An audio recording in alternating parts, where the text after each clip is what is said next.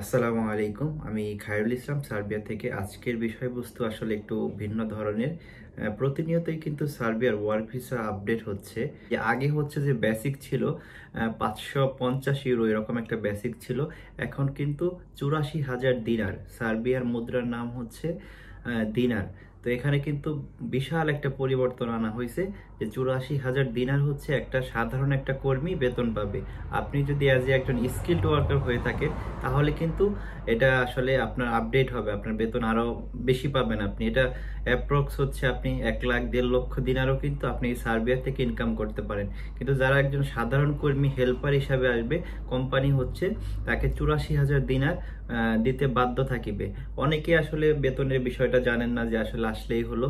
আপনি এটা অবশ্যই ফলো করবেন যে কোম্পানিতে আপনি কাজে আসবেন কিংবা যার মাধ্যমে আসবেন সেই কোম্পানি আপনাকে কিরকম স্যালারি দিচ্ছে। সে কি আপনাকে 84,000 দিনার স্যালারি দিচ্ছে, না হচ্ছে আরো বেশি দিচ্ছে, কম দিচ্ছে? বেশি দিলে আলহামদুলিল্লাহ, যদি কম দেয় তাহলে আসলে আপনি কিন্তু পদক্ষেপ গ্রহণ করতে পারেন। আসলে সার্বিয়া নিয়ে অনেকে আসলে কন্টেন্ট ক্রিয়েট করে। আসলে সবার কন্টেন্টের সাথে যদি আমার কন্টেন্ট আসলে কম্পেয়ার করেন তাহলে কোনোদিনই যাবে না। কারণ আমি আপনাদের সবসময় সঠিক এবং ভ্যালুবল যেগুলো ইনফরমেশন আছে, আপডেট যেগুলো পরিবর্তন হচ্ছে রীতিমতো, সেগুলো কিন্তু আমি আমার এই ভিডিও বার্তার মধ্যে আপনাদের জানিয়ে থাকি। আপনারা যারা আসলে ভিডিও শেয়ার করতেছেন না কিংবা লাইক কমেন্টস করতেছে না, আপনারা কিন্তু আসলে অন্য যে আসলে অনেকেই আছে যে আসলে ইউরোপে আসতে হলে প্রতারণার শিকার হয়, তারা কিন্তু আসলে আমার চ্যানেলটা দেখতে পাবে না। আমার চ্যানেলটা গ্রোয়িং হবে না। গ্রোথ না হলে কিন্তু এটা সাধারণ মানুষ দেখবে না। সাধারণ মানুষ দেখে যদি উপকার হয়, এটাই আমার হচ্ছে বড় সার্থকতা। তো আসলে চলুন না তাহলে মূল আলোচনা এখন শুরু করা যাক। বিষয়টা বেতন আসলে এটা আসলে এখন আপনি কোন এজেন্সির মাধ্যমে আসবেন না কি করে আসবেন, সেটা এখানে এসে যদি আপনাকে কম দেয় সেক্ষেত্রে কিন্তু আপনি আইনি পদক্ষেপ গ্রহণ করতে পারেন। আইনি পদক্ষেপ বলতে হচ্ছে যে আপনি যখন আপনাকে স্যালারি 84,000 দিনারে কম দেবে আপনাকে কোম্পানি, তাহলে আপনি প্রথম অবস্থাতে কোম্পানিকে এক্সপ্লেইন করবেন, দেখ যে আমরা হচ্ছে যে সার্বিয়ার গভর্নমেন্ট তো এটা রুলসটা পরিবর্তন করেছে, কেন আমাদেরকে আসলে বেতন কম ধরা হইতেছে।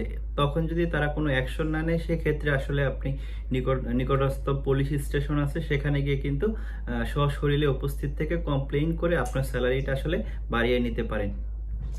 আমি আরেকটা বিষয় আপনাদের কাছে শেয়ার করি যে অনেকে আসলে অনলাইনের মধ্যে আমি আমার ভিডিও করা আছে, প্রচারণা অনেক বেশি প্রচারণা চালাচ্ছে সার্বিয়ার ওয়ার্ক ভিসা বন্ধ হয়ে গেছে।